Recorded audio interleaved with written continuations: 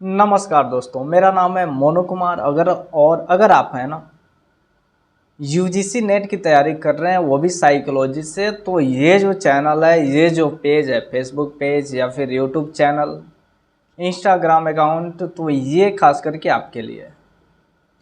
क्योंकि यहाँ पे जो रिलेटेड जो भी क्वेश्चन या फिर जो भी आपको वीडियोज मिलेंगे वो इसी से रिलेटेड वीडियोज होंगे। या फिर अगर आप साइकोलॉजी में इंटरेस्टेड हैं तो फिर आप हमारे चैनल को सब्सक्राइब कर सकते हैं। फेसबुक पेज देख रहे हैं या इंस्टाग्राम देख रहे हैं तो वहाँ पे आप हमें फॉलो कर सकते हैं। तो आइए, और जो हमारा जो क्वेश्चन है आज का, ये क्वेश्चन है दृष्टिपाली तथा शंखपाली की संरचना पर प्रकाश डालें, यानी throw light upon the structure of occipital lobe and temporal lobe. तो आइए, और सबसे पहले हम जान लेते हैं कि दृष्टिपाली को कहा क्या जाता है। कई जगहों पे जो दृष्टिपाली है, इसी को हम पश्च कपाल पाली के रूप में भी हम जानते हैं। तो सबसे बड़ी चीज़ यह है कि दृष्टिपाली जो है ये पश्च कपाल पाली के ही रूप में आखिर क्यों जाना जाता है। क्योंकि ये जो होता है ये प्रमस्तिष्क गोलार्ध के भाग में तो ये होता ही होता है, लेकिन ये जो है ये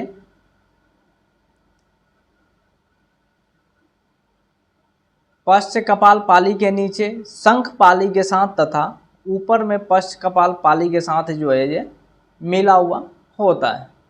या फिर यूं कहें कि ये जो है ये इसके साथ ही साथ भीतीय पाली के बीच में भी मिला हुआ होता है, इसलिए इसको हम क्या बोलते हैं। और इससे जो है ना दृष्टि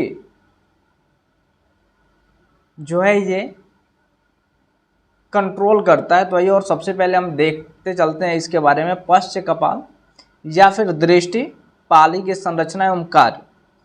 जो दृष्टि पाली है प्रमस्तिष्क गोलार्धों के पीछे भाग में अवस्थित होता है। इसके भीतरी भाग मेडियल हिस्से में एक दरार जिसे पैरिटो ओसिपटल दरार कहा जाता है द्वारा स्पष्ट रूप से सीमांकित होता है। पार्श्विक तथा उत्तल सतहों में दृष्टिपाली में कोई स्पष्ट सीमांकन नहीं होता है तथा पश्च कपाल पाली के नीचे शंख पाली के साथ तथा ऊपर में पश्च पाली के साथ मिला हुआ होता है। और इसको जो है आप जो फोटो अभी दिख रहा है, जो इमेज दिख रहा है, वहाँ पे अगर आप इसको देखना चाहें तो ज़रूर आपको दिख ही रहा होगा।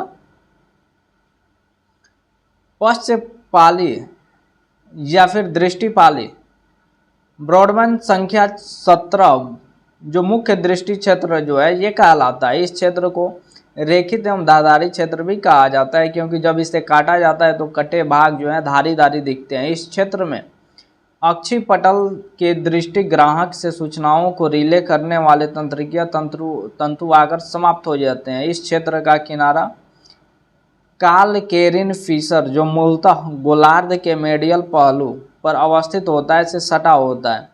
यह गोलार्ध के पश्च छोर से भी जुड़ा हुआ होता है। क्षेत्र संख्या 17 क्षेत्र संख्या 18 से घिरा हुआ होता है, जैसे कि आपको जो है ये फोटो में या फिर जो आपका इमेज है वहाँ पे आपको दिख ही रहा होगा कि जो 17 है ये 18 से घिरा हुआ है और जो 18 है ये 19 से, क्षेत्र संख्या 19 से घिरा हुआ है।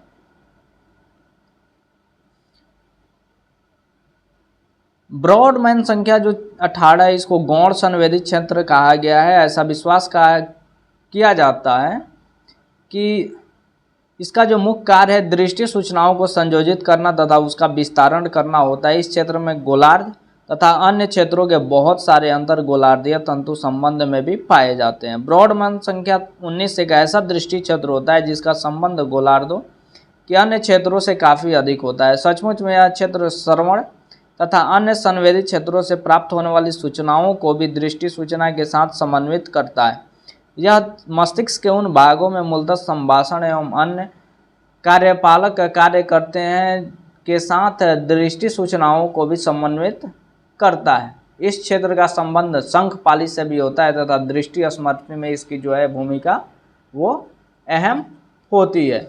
इसके साथ ही साथ इसका जो सेकेंड पार्ट है ये है शंखपाली के बारे में बताना। जो शंखपाली है ये दृष्टि जो गोलार्ध है, गोलार्ध के जो 4 भाग हैं उसमें तीसरा नंबर जो आता है ये शंखपाली आता है। और शंखपाली मस्तिष्क में जो है लेटरल सुल्कस, सुल्कस का मतलब क्या होता है कि जो मस्तिष्क में बहुत सारे मोड़वा मतलब फोल्डिंग्स जो एक दूसरे से खिंचवाए हुए होते हैं ताकि जो कम जगह में अधिक से अधिक संरचना जो है वो सम्मिलित हो सके। इन मुंडवापन स्वरूप के कारण मस्तिष्क के स्तर सतह पर कई तरह के खांचा होते हैं और प्रत्येक खांचा को हम क्या बोलते हैं, सुल्कस कहते हैं।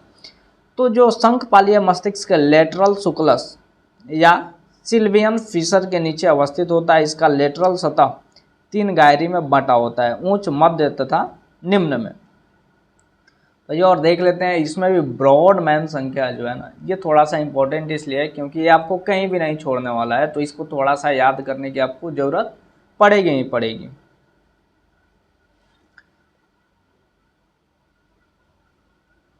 और ये जो है क्षेत्र संख्या 22 वो है मध्य शंख गायरस जो है ये ब्रॉडमैन संख्या क्षेत्र में 21, 27 और 38 पर पड़ता है। निम्न शंख गायरस जो है ये ब्रॉडबैंड क्षेत्र संख्या 20 और 37 पड़ता है।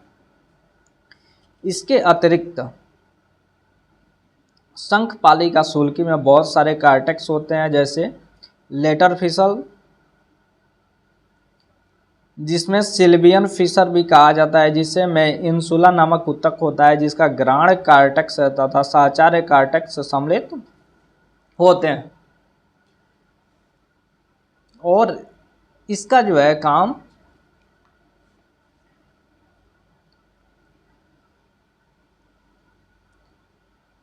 शंखपाली का जो पुराना कार्टेक्स में शंखपाली के मध्य सतह पर दोनों कार्टेक्स सम्मिलित होते हैं जिसमें फ्यूजिफॉर्म गायरस तथा पारा हिप्पोकैम्पल गायरस, अनकस हिप्पोकैम्पस तथा एमिडगला आदि सम्मिलित होते हैं। इस तरह से यदि देखा जाए तो शंखपाली में श्रवण कार्टेक्स, द्वितीयक दृष्टि कार्टेक्स, साचार्य कार्टेक्स तथा लिम्बिक कार्टेक्स आदि सम्मिलित होते हैं। निम्न वित्तीय पाली सुरप्रामिंजल गायरी तथा एगुलर गायरी से बना हुआ होता है।